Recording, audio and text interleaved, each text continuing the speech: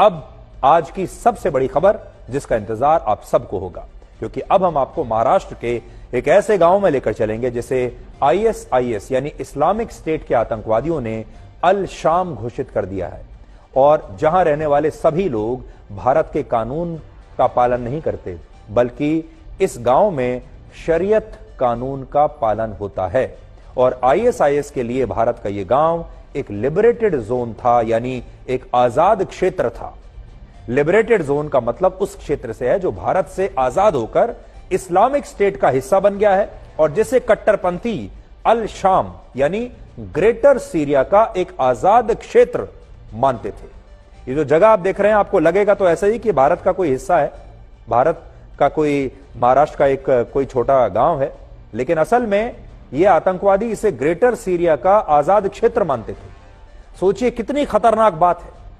कि भारत के एक गांव को इस्लामिक स्टेट ने सीरिया घोषित करके वहां पर शरीयत कानून को लागू करवा दिया, लेकिन इस देश के लोगों को, सरकार को, एजेंसीज को इसकी भनक तक नहीं लगी। इस बात का खुलासा तब हुआ जब 9 और 10 दिसंबर को एनआईए ने महाराष्ट्र और कर्नाटक में अलग अलग 44 ठिकानों पर छापे मारे, और इस दौरान सबसे बड़ी रेड थाने जिले के इसी बोरीवली गांव में हुई। यह गांव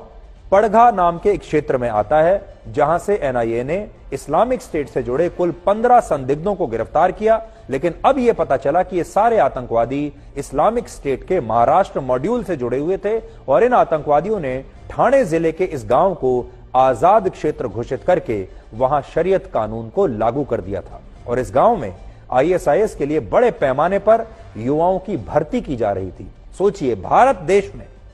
आईएसआईएस के लिए भर्ती चल रही है,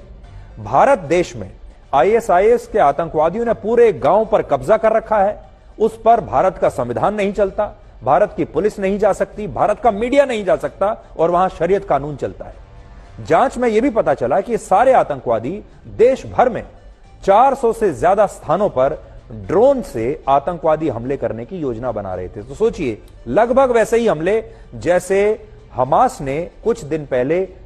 इजराइल पर किए थे। अभी तक आपने हमारे देश में ड्रोन के जरिए आतंकवादी हमलों के बारे में नहीं सुना होगा। अब आतंकवादी पूरी दुनिया में ड्रोन के जरिए हमले करते हैं, और इनकी योजना यही थी कि ये पहली बार भारत में ड्रोन के जरिए 400 स्थानों पर हमला करते। अब देखिए, हम पहले दिन से आपको ये बात बता रहे हैं कि हमास ने जो इजराइल पर किया, अलग अलग जगहों पर उन्होंने हवाई हमले किए, जमीन के रास्ते पर हमले किए। अगर यही कभी भारत में हुआ तो क्या होगा? और यह योजना भारत में बन रही थी, और ये भारत में आतंकवादी संगठन हमास को लेकर भी ये आतंकवादी युवाओं का ब्रेन वॉश कर रहे थे। ये आतंकवादी हमास के भी समर्थक थे, और इनके पास से हमास के झंडे भी मिले। एनआईए ने जब इस गांव में मौजूद कई घरों की तलाशी ली तो वहां से हमास के कुल मिलाकर 51 झंडे बरामद हुए। अब सोचिए,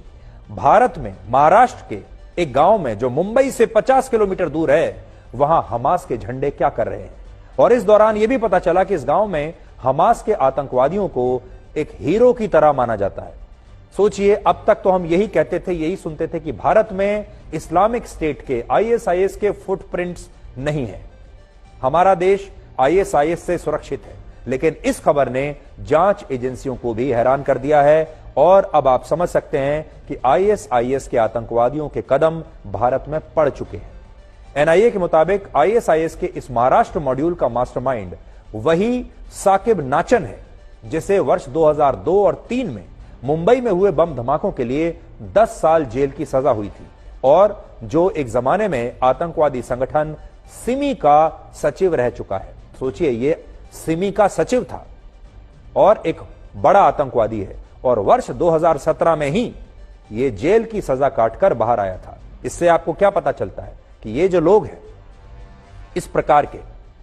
ये साकिब नाचन जैसे जो लोग हैं, ये लोग,